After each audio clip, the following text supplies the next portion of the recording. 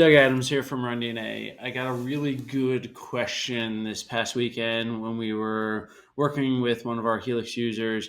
And the question was, which takes more gait retraining or needs more follow up? Somebody with primarily mobility restrictions or somebody with more stability restrictions?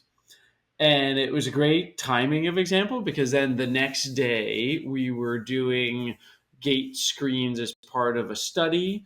And we had a perfect example of the answer here. Now, there's always it depends with this, but I generally find that people with mobility restrictions are going to take more follow up sessions than people with stability restrictions. And the basic answer is that stability restrictions that might impact our gait are they're often able to do it. They just need training to be able to do it for longer periods of time. Where mobility restrictions, they need to really relearn the movement pattern. And if they have a mobility restriction, that affects their proprioception and some of their abilities. So I find that people with more mobility restrictions take more follow-up sessions after their initial gait analysis to do more gait retraining. So then we got a really great example here where we started noticing.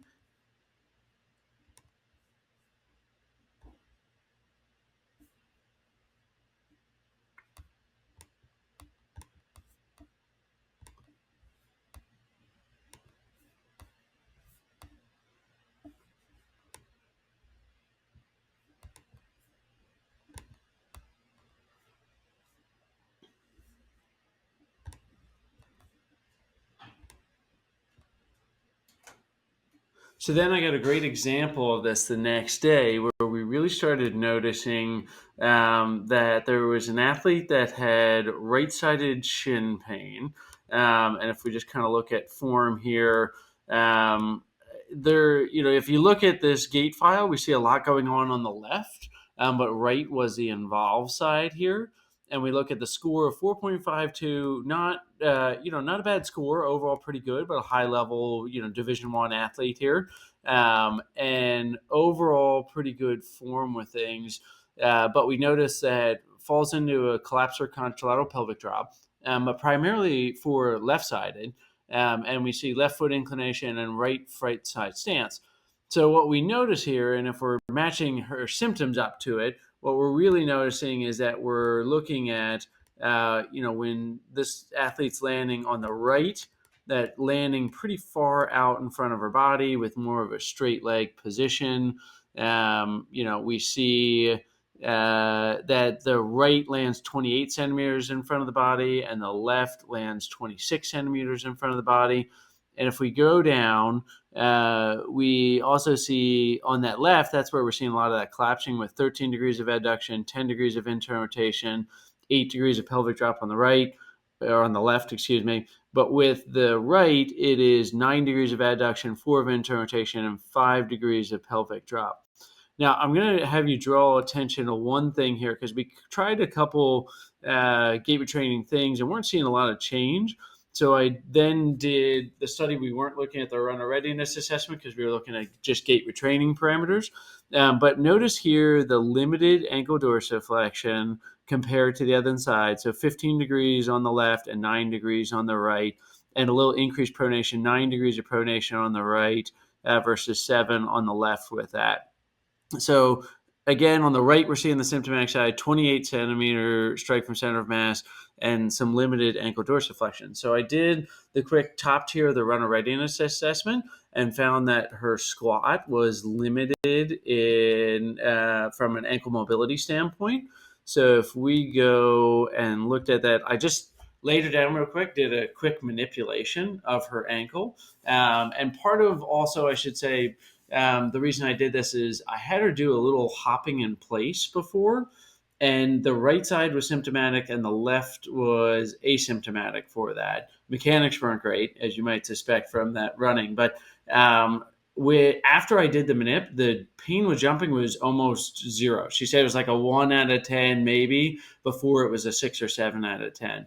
So we were able to see a change with that mobility treatment there where she was able to feel that her squat did improve too. But then we got her running again immediately after the manip and saw that 28 went to 26, and she was still asymmetrical where the left side was 24 and the right was 26, but her strike from center of mass came down. And we see a better movement pattern as well here. She was able to do the knee drive a little bit better. Her dorsiflexion went up to 13, and the pronation went down to 1. So pretty significant change there. And her adduction went down from 9 to 1 and from 5 degrees of internal, 1 degree of external. So a pretty significant change here by just doing a mobility intervention right away for her. That was really kind of telling where we saw just now as she was landing, now she was appropriately going into a certain amount of dorsiflexion, whereas before she really couldn't go through much dorsiflexion. It was probably just putting some torsional stress on that side. So it's a really good example of how with gait retraining, we have to consider the mobility restrictions as well. And those mobility restrictions, if you're not noticing the changes that you want, you might need to look more at those mobility restrictions before somebody can actually do the cueing that you're asking them to do. So I followed up. She was already doing some calf raises off of a step there, and I gave 2 exercises that I really like for ankle mobility. We gave a bottoms up squat and a Frogger exercise. Thanks, JJ Thomas from Primal Therapy for being our model for both of these videos on rundna.com. But 2 ones that I know she and I both use a lot here. She taught me the Frogger one. Love that. But the bottoms up squat is another great exercise. So just got her on some mobility ones. And then she's going to do some more gait retraining, just really looking at incorporating some of those cues and doing her mobility drills first, because that made a big difference in her, kind of looking at the 2 even side by side. We saw a pretty big difference in that as we're looking at her mechanics with that, where she's just landing closer underneath of the body, a little bit more vertically oriented shin. We see the difference in that ankle curve where she was able to knee drive a lot better. So to answer that original question, mobility restrictions sometimes do take a little bit more effort to be able to make the gait retraining. So make sure you're incorporating things like runner readiness assessment, gait capacity screen, loading levels. Those will make a big difference in your outcomes.